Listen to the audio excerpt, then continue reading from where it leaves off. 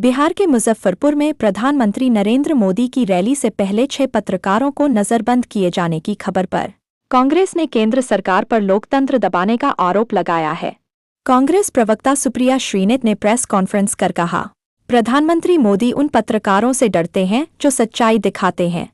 जो असली मुद्दों पर सवाल उठाते हैं उन्हें चुप कराया जा रहा है। उन्होंने आरोप लगाया कि जिन पत्रकारों को रोका गया वे चीनी मिल के मजदूरों के प्रदर्शन की रिपोर्टिंग करने जा रहे थे। कांग्रेस का कहना है यह प्रेस की स्वतंत्रता पर हमला है। वहीं प्रशासन की ओर से कहा गया है कि यह कदम सुरक्षा कारणों से उठाया गया था। हालांकि इस पर अब तक कोई आधिकारिक बयान नहीं आया है।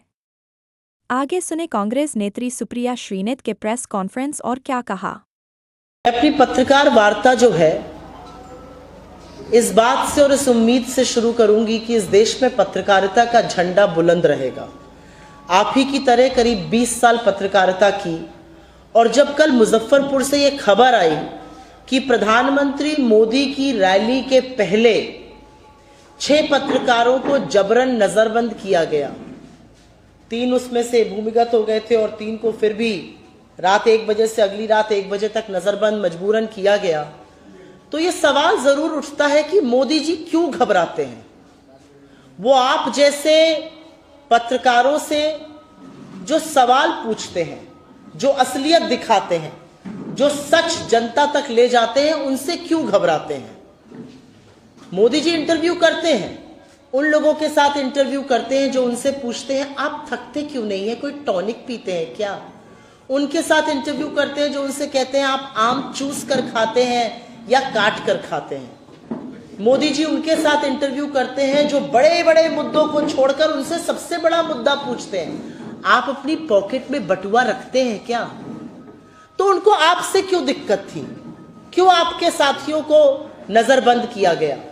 इसीलिए ना कि आप जमीनी हकीकत दिखा रहे हैं, आप सरकार की विफलता दिखा रहे हैं, आप सरकार की सच्चाई लोगों तक पहुंचा रहे हैं। क्या आशंका थी प्रशासन को कि चीनी मिल के जो मजदूर हैं वो प्रदर्शन करने वाले थे शायद, और आप अगर वो खबर दिखा देते तो कोट अनकोट वातावरण बदल जाता। लोकतंत्र में मीडिया को चौथा स्तंभ ऐसे ही नहीं कहा गया है।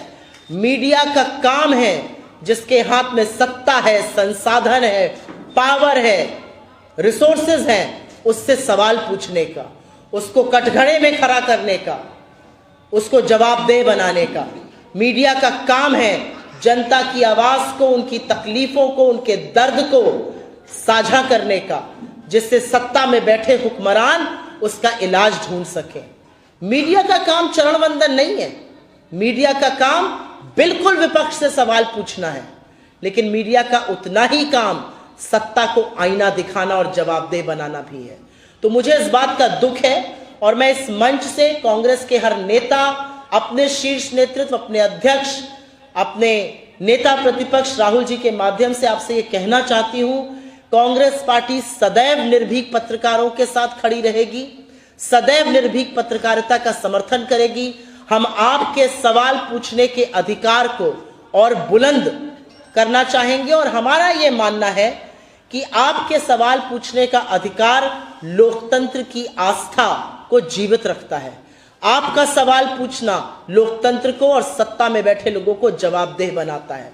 आपका सवाल पूछना लोकतंत्र को मजबूत करता है, वरना चरण वंदन तो बीजेपी के अंधभक्त भी करते हैं। और यह साफ तौर पर कुछ सवाल खड़े करता है।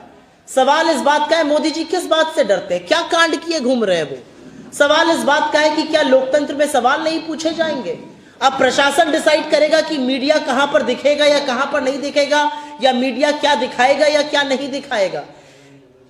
बिहार जो तप तर्पण त्याग की भूमि है, लेकिन क्रांति की भी भूमि है। इसी मुजफ्फरपुर के इसी प्रांगण से आजादी के मतवालों को गोली मारी गई, शहीद भगवान लाल जी को।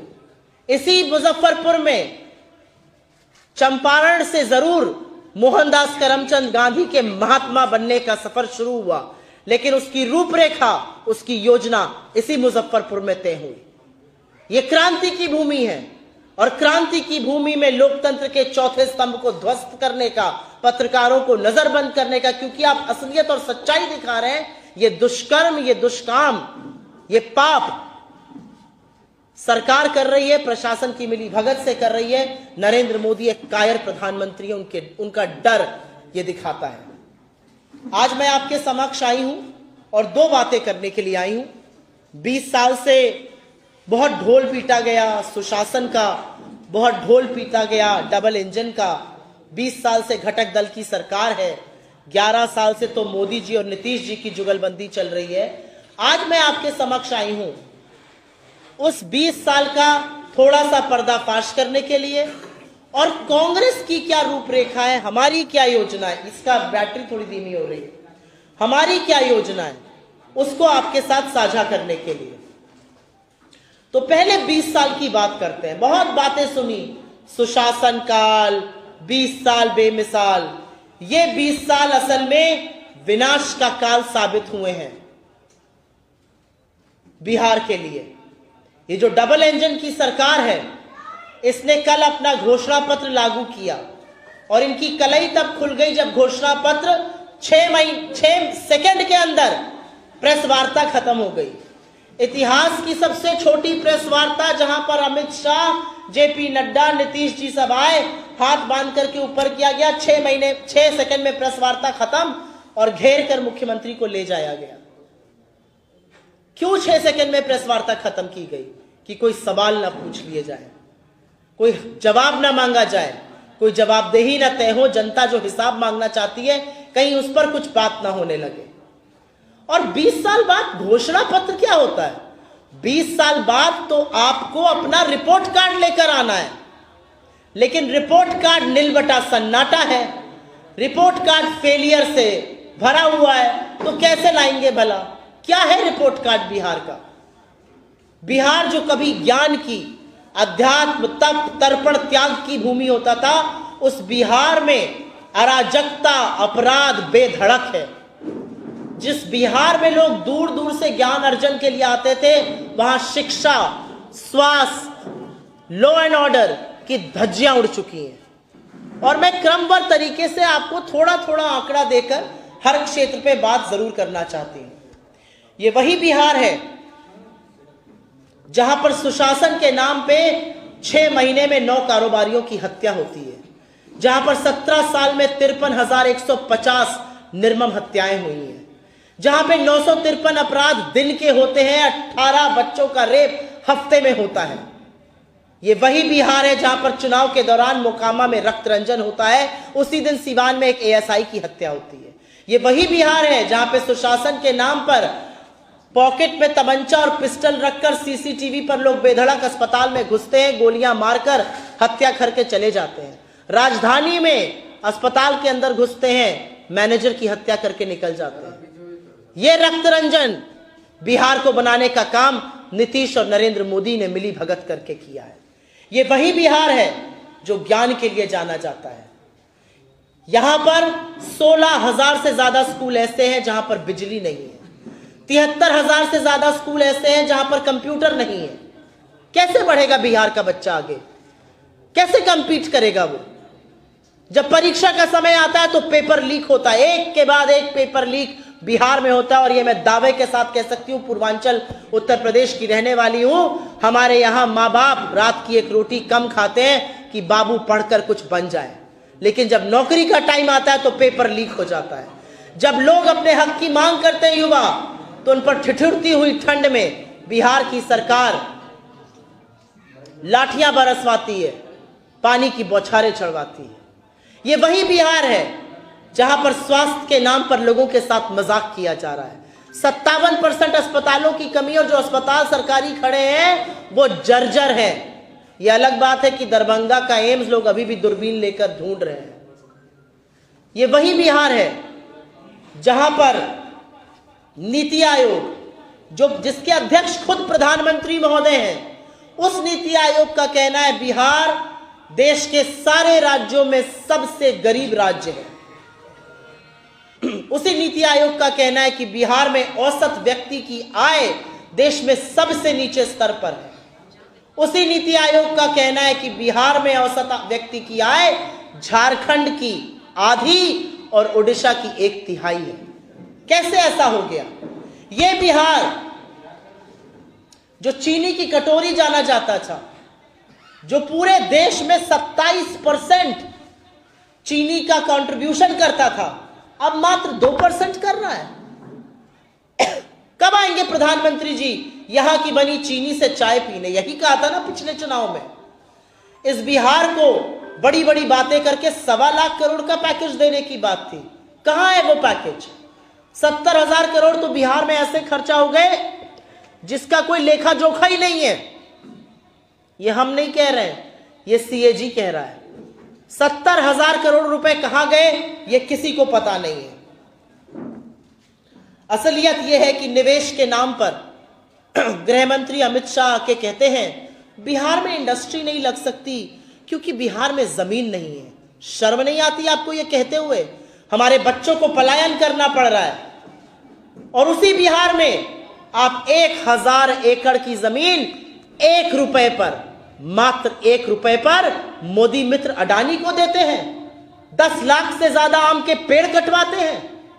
किस मुंह से आप 20 साल की बात करते हैं? क्या 20 साल में पलायन थम गया?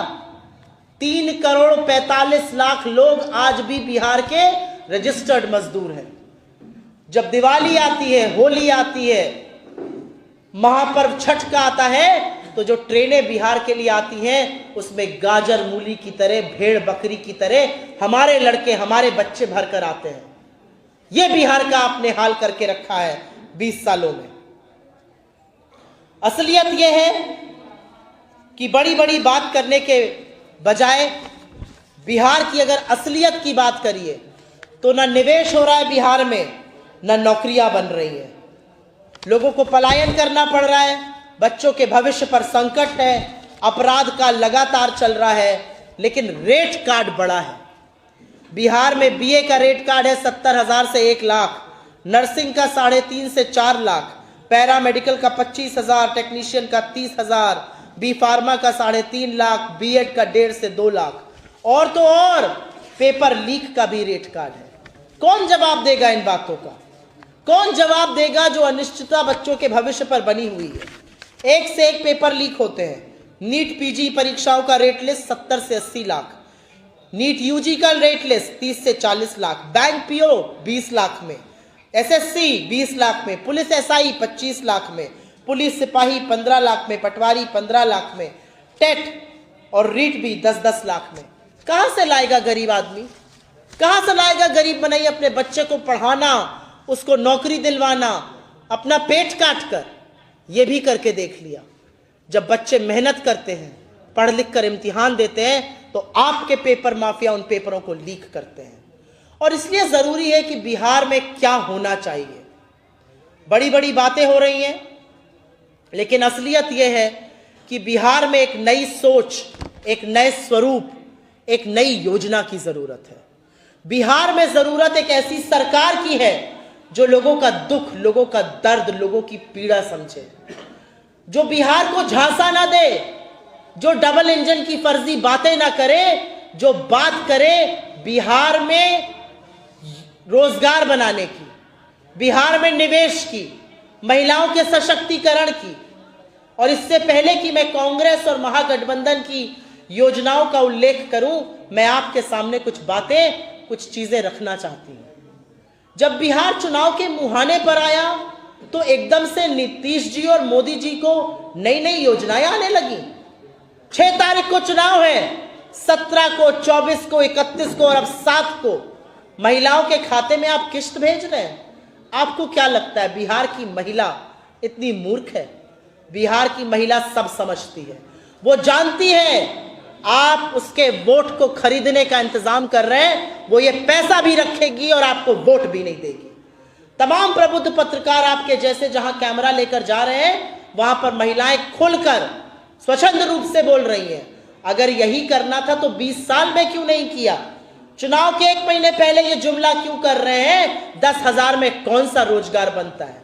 क्या ये महिलाएं ये नहीं समझती कि मध्य प्रदेश में आप लाडली बहिना का 1,500 3,000 करने वाले थे, आपने नहीं किया? क्या ये महिलाएं ये नहीं समझती कि आपने दिल्ली में वादा किया था महिलाओं को पैसे देने का, आपने नहीं दिया? क्या ये महिलाएं नहीं समझती कि महाराष्ट्र की लाडकी बहना का पैसा बढ़ाना तो दूर, आपने 25 लाख महिलाओं को उस योजना के बाहर कर दिया? ये महिलाएं सब समझती हैं। इसीलिए मैंने कहा बिहार क्रांति और ज्ञान की भूमि है, ये आपको सबक सिखाएगा।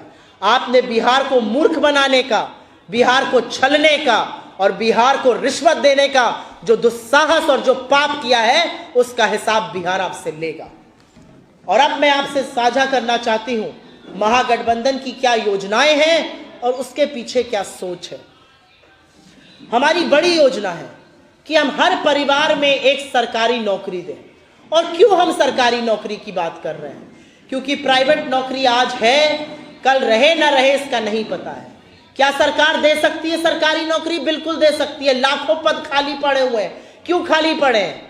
और असलियत यह है कि पिछड़े, अति पिछड़े, दलितों, आदिवासियों के साथ यह सबसे बड़ा उपहास है अगर सरकारी पद खाली पड़े हैं, क्योंकि यह सरकार रिजर्वेशन के खिलाफ है। यह दलितों, शोषितों, वंचितों, आदिवासियों, पिछड़ों के हक को मारती है जब यह पद खाली रखती है। इसलिए हमारा मानना है कि बिहार में हर परिवार में एक सरकारी नौकरी बिल्कुल दी जा सकती है। हमारी सरकार राजस्थान में थी, हम 500 रुपए में गैस सिलेंडर देते थे। और ये सस्ता सिलेंडर जो है, ये सिर्फ एक योजना नहीं है। ये सस्ता सिलेंडर जो थोड़ी बहुत बचत होती है, वो महिला के हाथ में पैसा आता है, उसका इस्तेमाल महिला अपने घर में स्वास्थ्य और शिक्षा का स्तर बढ़ा के करती है। और वही हम यहां पर करेंगे। माई बहिना योजना के अंतर्गत हम 2500 रुपए खाते में सरकार बनते ही डालेंगे। ये पहला डिसीजन होगा हमारी सरकार की कैबिनेट का। ये हमने तेलंगाना में, ये हमने कर्नाटका में किया है और इसका नतीजा वहां पर सामने है। महिलाओं ने छोटे छोटे व्यवसाय शुरू किए हैं, उनके जीने का तरीका बदला है, उनकी स्वास्थ्य और शिक्षा की जो उपभोग है उसमें मूलभूत परिवर्तन हुआ है। हम बस सेवा महिलाओं के लिए मुफ्त करेंगे। इसकी हमने शक्ति योजना कर्नाटका में लागू करी थी। महिलाओं को कम से कम नहीं तो 2,500 से 3,000 की बचत होती है जो अपने परिवार की बढ़ोतरी के लिए वो लगाती है। हम 200 यूनिट बिजली मुफ्त करेंगे, क्योंकि कहीं ना कहीं ये पारिवारिक बचत में कंट्रीब्यूट करेगा और जरूरी है करना, क्योंकि इतनी महंगाई और बेरोजगारी में परिवार की बचत होनी जरूरी है। हम वृद्धजनों को 1500 की पेंशन देंगे। हम दिव्यांगों के लिए 3000 की पेंशन की बात कर रहे हैं। हम जीविका दीदियों के लिए 30,000 की सैलरी की बात कर रहे हैं। पत्रकारों को रहने के लिए हॉस्टल और मुफ्त इलाज देंगे, क्योंकि मैं ये जानती हूं कि तमाम एसेंशियल सर्विसेज, जब कोरोना काल आया तो मैं ये जानती हूं कि आशा, आंगनवाड़ी, मेडिकल लोगों के साथ अगर कोई उस त्रासदी में भी काम कर रहा था तो वो आप कर रहे थे। आपको अगर कुछ हो जाता है तो आपके परिवार पर विपदा आ जाती है। इसलिए हमारा मानना है कि आपके इलाज की उचित व्यवस्था होनी चाहिए। वकीलों के लिए 10 लाख जीवन बीमा और 15 लाख स्वास्थ्य बीमा की हम बात कर रहे हैं। और ऐसी तमाम योजनाएं हैं। ये सुनने में हर वर्ग के लिए योजना है, क्योंकि कहीं ना कहीं आज देश दोहरा दंश झेल रहा है। वो दंश है बेरोजगारी का और वो मार है महंगाई की। और उस बीच में अगर आपके हाथ में कुछ पैसा आ सकता है, अगर आपकी बचत हो सकती है, अगर आपके जीने का मूल आधार बदल सकता है, वही हम करना चाहते हैं। और अंत में मैं ये जरूर कहूंगी कि बिहार चुनाव के जस्ट पहले जिस तरह से वोट चोरी की योजना बनाई गई, वो इसलिए बनाई गई जिससे बिहार के लोग अपने वोट के अधिकार से वंचित हों।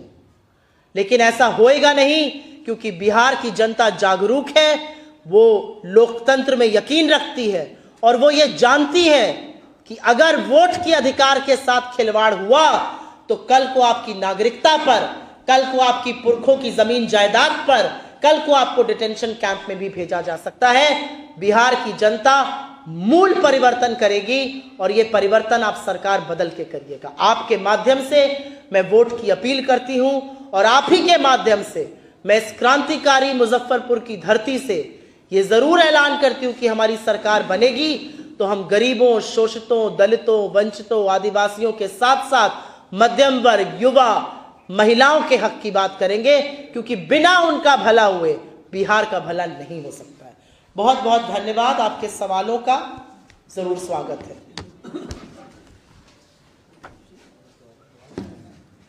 कोई सवाल अगर आपके हो तो? लगातार ये नौकरी देने की बात हो रही है, बिहार के बजट का तिगुना बताया जा रहा है, वो कहां से दे पाएंगे? अब दुर्भाग्यवश कह लीजिए या सौभाग्यवश कह लीजिए, मैंने करीब 20 साल खालिस इकोनॉमिक और फाइनेंस की पत्रकारिता की है, और एक बड़ी विडंबना है कि जब देश के धन्ना सेठों का कर्जा माफ होता है या जब देश के धन्ना सेठों के लिए कॉर्पोरेट टैक्स कटता है, तो उसको ये पिंक पेपर्स या उसको तमाम बुद्धिजीवी वर्ग इंसेंटिव बताता है, उसको कहता है इससे निवेश बढ़ेगा, इससे नौकरियां बढ़ेगी। सरकार ने 16 लाख करोड़ बड़े बड़े धन्ना सेठों का माफ किया, कितनी नौकरियां बनी? सरकार ने कॉर्पोरेट टैक्स कट करके 4.5 लाख करोड़ का खामियाजा भुगता, कितनी नौकरियां बनी? लेकिन जब भी कोई सरकार या कोई पार्टी गरीबों के हक की बात करती है, जब महिलाओं की, दलितों की, आदिवासियों की, बच्चों की स्कॉलरशिप की बात होती है, किसान की कर्जा माफी की बात होती है, तो यही तथाकथित बुद्धिजीवी वर्ग आपको बताने पर जुट जाता है कि कैसे इससे ट्रेजरी स्वाहा हो जाएगी। एक सुचक्र होता है, इकोनॉमी साइकिल कही जाती है, उसका सुचक्र होता है। लोगों के हाथ में रिसोर्सेज आएंगे तो डिमांड बढ़ेगी, डिमांड बढ़ेगी तो कंजम्पशन बढ़ेगा, कंजम्पशन बढ़ेगा तो यही कंपनियां निवेश ज्यादा करेंगी, निवेश ज्यादा करेंगी तो ज्यादा लोगों को नौकरी पर रखेंगी। जितने ज्यादा लोग नौकरी पर रहेंगे उतने ज्यादा लोगों के हाथ में डिस्पोजेबल इनकम आएगी। और हमारा मानना है कि बिहार में नौकरी बनने से लोगों के हाथ में जो डिस्पोजेबल इनकम आएगी उससे बिहार सरकार का रेवेन्यू भी बढ़ेगा, इंटरनल एक्रूवल्स भी बढ़ेंगे, तमाम जो पद खाली पड़े हुए हैं पहले वही भर दिए जाएं तो बहुत बड़ी बात हो जाएगी। और जो लोग ये बात उठाते हैं वो पलट कर ये नहीं पूछते कि 10,000 रुपए आपने 3 बार खाते में डाले और चुनाव के पहले एक बार, चौथी बार भी डालिएगा, वो पैसा कहां से आएगा, वो छल क्यों किया जा रहा है, वो अगर योजना वाकई में ईमानदार की थी तो ये पहले क्यों नहीं लागू की गई। जी, आपने अडानी की बात की है कि अडानी को जमीन दिया गया, आपकी सरकार जब राजस्थान में थी सरकार ने अडानी को जमीन दिया है? 1 रुपए में तो नहीं दी थी, 1 रुपए में तो नहीं दी थी। हम आपके सामने एक चीज साझा करना चाहती हूं और क्लियर करना चाहती हूं, कांग्रेस पार्टी निवेश के खिलाफ नहीं है। हम बिल्कुल चाहते हैं कि बिहार में बड़े बड़े कारोबारी आए, हम बिल्कुल चाहते हैं बिहार में बड़े बड़े इंडस्ट्रियलिस्ट आए, बिहार में कल कारखाने लगे, बिहार में आकर नौकरी बनाए। इधर से हट जाइए, इसके सामने से हट जाओ, धन्यवाद। बिहार में बड़ी नौकरी बने, बिहार में निवेश हो, बिहार में कारोबार लगे, हम उसके खिलाफ नहीं हैं। हम आपको बताते हैं हम मुखालिफत किस चीज की करते हैं। हम मुखालिफत क्रोनिक कैपिटलिज्म की करते हैं। आप टेंडर निकालिए, टेंडर में 10 लोग आए, जिसकी लोएस्ट बिडिंग है उसको आप धंधा दीजिए, कोई दिक्कत नहीं है। राजस्थान की हमारी सरकार ने टेंडर निकाला था, जिन महाशय का आपने नाम लिया वो लोएस्ट बिडर थे, टेंडर पारदर्शी तरीके से आया, उनको धंधा दिया गया। यहां पर 1000 एकड़ जमीन 1 रुपए में दी जा रही है, 10 लाख पेड़ काटे जा रहे हैं और ढोंग हो रहा है मां के नाम पर एक पेड़ लगाने का। तो सवाल नहीं पूछा जाएगा मोदी जी से, सवाल नहीं पूछा जाएगा अमित शाह जी से कि किस मुंह से आप पटना में बैठकर बतियाते हुए कहते हैं कि बिहार में इंडस्ट्री नहीं लग सकती क्योंकि जमीन नहीं है। बिहार में 20 साल में इंडस्ट्री इसलिए नहीं लगी क्योंकि आपने बिहार में इंडस्ट्री लगाने की कोई योजना नहीं बनाई। आज भी जब आपसे जवाब मांगा जा रहा है तो आप 15 साल और 10 साल गिना रहे हैं। 20 साल से सरकार में आप हैं, जवाब आपको अपने शासनकाल का देना पड़ेगा। 20 वर्षों की चर्चा क्यों कर रहे, 35 वर्षों की क्यों नहीं? क्योंकि 20 साल से नीतीश जी सरकार चला रहे हैं। मीडिया ने भी उनको सुशासन बाबू का बहुत तगमा दिया है, बड़ी बड़ी बातें होती हैं, डबल इंजन कहा जाता है। 11 साल से तो मोदी नीतीश जी की ही जुगलबंदी चल रही है। तो झुंझुना जो बजाया जा रहा है 20 साल से, जो डफली बजाई जा रही है, जब वो डफली ढोल की कलई खुल रही है तो 20 साल की ही बात होगी ना। चुनाव जब 20 साल से जो सत्ता में काबिज हैं, हमारे उनके बराबर है, तो किसकी बात होगी? 20 साल की बात होगी। वही बात हम कर रहे हैं। जो समस्याएं आप बता रहे हो तो 35 वर्षों से नहीं, अब ऐसे तो आप बोल दीजिए कि समस्याएं तो आतंक काल से हैं। सवाल किससे पूछा जाएगा? आज जब बिहार चुनाव के मुहाने पर आया है तो आप मुझसे तो नहीं पूछिएगा आपने इंडस्ट्री क्यों नहीं लगाई। आप बीजेपी या जेडीयू के नेता से ही पूछिएगा ना 20 साल में इंडस्ट्री क्यों नहीं लगी। जब हमारी सरकार बनेगी चुनाव के बाद और 2030 में जब मैं अगली प्रेस वार्ता करने आऊंगी या कुछ बात आपसे करने आऊंगी, तब आप मुझसे जरूर पूछिएगा और लताड़ कर पूछिएगा कि आप लोगों ने क्या क्या किया, और मैं आपको अपनी उपलब्धियां गिनाऊंगी। लेकिन 20 साल से जो सरकार सत्ता में है, जिसके खिलाफ एंटी इनकम्बेंसी है, जो निर्वाचन के लिए पुनः वोट मांग रही, तो सवाल तो उसी से पूछेंगे। आज बजाय वोट मांगने के, मैनिफेस्टो के, वादे करने के, मुझे तो लगता था पारदर्शिता की डिमांड यह है कि वो बताएं कि हमने 20 साल पहले वादे क्या किए थे, 20 साल में उपलब्धियां क्या की। वो क्यों नहीं है? अगर नीतीश कुमार फिर से शामिल होते हैं आपकी तरफ, तब तो उनकी सारी जो कमियां हैं वो पूरी हो जाएंगी। अब नीतीश कुमार जी क्या करते हैं इसका जवाब तो नीतीश कुमार जी ही दे सकते हैं, लेकिन मैं उनको सम्मान देते हुए इस बात का जरूर उल्लेख करना चाहती हूं कि जो उनके साथ उनके घटक दल बीजेपी कर रहा है वो बहुत अपमानजनक है। मुझे लगता है जिस तरह से उनकी घेराबंदी करके कल उनको 6 सेकंड में निकाल दिया गया, उनको बोलने नहीं दिया जा रहा है, जिस तरह से 2020 में कहा गया था उनके नेतृत्व में चुनाव लड़ा जा रहा है, 2025 में कहा जा रहा है एमएलए डिसाइड करेंगे, उनका जो अपमान कर रहे हैं, तो मुझे लगता है कि इस पर मैं टिप्पणी ना ही करूं उनके विरोधी दल होने से, उनके घटक दल वाले करें तो ज्यादा अच्छा रहेगा। चुनाव के बाद नीतीश जी के स्वागत के लिए आप तैयार हैं क्या? किसके लिए? चुनाव के बाद नीतीश जी के स्वागत के लिए फिर तैयार है क्या? चुनाव के बाद महागठबंधन की सरकार बनेगी, मुझे नहीं लगता कि हमें किसी का स्वागत या सत्कार करना पड़ेगा। आप लोग, बिहार की जनता हमें जरूर अपना मूलभूत वोट देगी, हमारी सरकार बनाएगी और जनता हमारे स्वागत के लिए जरूर तैयार मुझे दिख रही है। बहुत धन्यवाद आप लोगों का जी। आज आप जब आई हैं यहाँ तो आपको समय लगा, कारण सड़क जाम, हाजीपुर पे थोड़ा जाम था जी हाँ, मुजफ्फरपुर में सड़क, और मुजफ्फरपुर में भी काफी जाम दिखा, क्योंकि मुझे लगता है थोड़ी बारिश की वजह से भी थोड़ा जो सकरे रास्ते थे आते हुए जरूर जाम दिखा थोड़ा बहुत। पहले 5 साल पहले मुजफ्फरपुर की जनता ने कांग्रेस विधायक को चुना था, भाजपा को हटा। 5 सालों तो मुजफ्फरपुर की सारी समस्या यहाँ के, मुजफ्फरपुर की ट्रैफिक की समस्या यहाँ के विधायक ठीक कर देंगे। सरकार का कोई काम नहीं है, केंद्र सरकार का, राज्य सरकार का हाईवे बनवाना, सड़कें बनवाने का कोई काम नहीं है। हाजीपुर में अगर जाम लग रहा है तो बाईपास निकलवाना या फ्लाईओवर बनवाना उनका कोई काम नहीं है। फिर तो ये मान लिया जाए कि सरकारें जो 5 साल के लिए चुनी गई हैं वो झुंझुना बजाने के लिए चुनी गई थी, 5 साल बाद झुंझुना फिर बजा रही हैं, पर जनता ये झुंझुना पहचान चुकी है। आप लोग इस पर भले सवाल ना पूछें। बहुत बहुत धन्यवाद आप लोगों का।